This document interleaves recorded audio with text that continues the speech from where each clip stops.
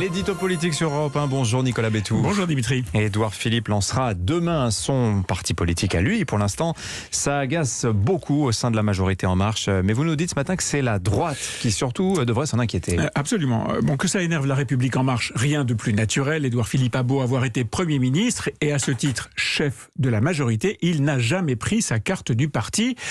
Son choix d'avoir dorénavant sa propre structure, dans la majorité mais pas dans le parti, c'est une façon de marquer un peu plus encore sa différence et son refus de s'aligner systématiquement. Et si ses amis assurent qu'il sera loyal et soutiendra la réélection d'Emmanuel Macron, il sera loyal mais pas godillot. Voilà, ça c'est pour les 6 prochains mois, avant le scrutin d'avril donc. Mais le plus important, c'est ce qui se passera après. Après quoi? Après la présidentielle? Oui, le plus probable à ce jour, en tout cas, c'est qu'Emmanuel Macron sera réélu. Alors partons de cette hypothèse. Quel sera donc le rôle d'Édouard Philippe? En lançant son parti, il donne la réponse. Il veut rassembler autour de lui des parlementaires et des maires plutôt situés sur la droite de la ligne Macron.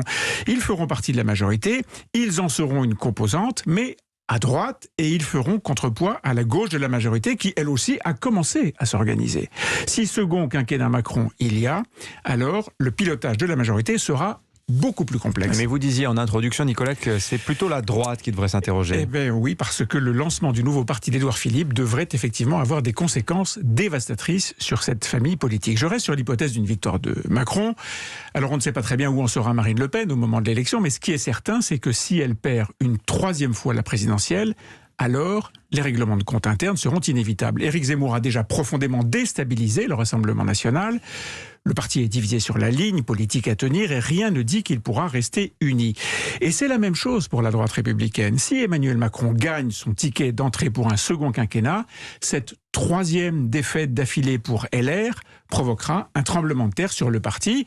Les Républicains qui ont tant de mal à se choisir un candidat ont toutes les chances d'entrer dans une crise très profonde sur la ligne politique à tenir, sur les alliances à mener, bref, sur leur identité.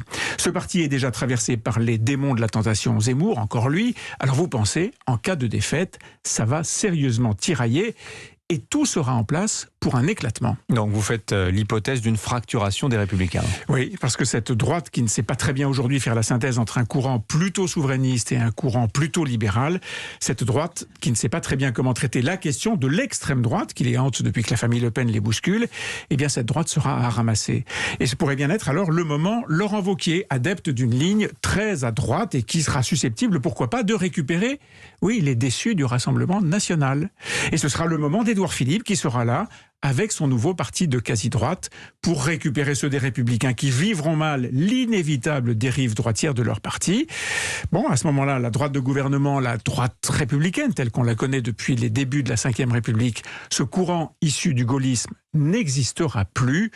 Vous voyez, comme le dit très souvent Édouard Philippe, la poutre va continuer à travailler. Merci Nicolas Bétou. À la une de votre journal L'Opinion ce matin, Édouard Philippe justement, mûrir ne peut attendre. Joli jeu de mots, cette sortie du dernier James Bond.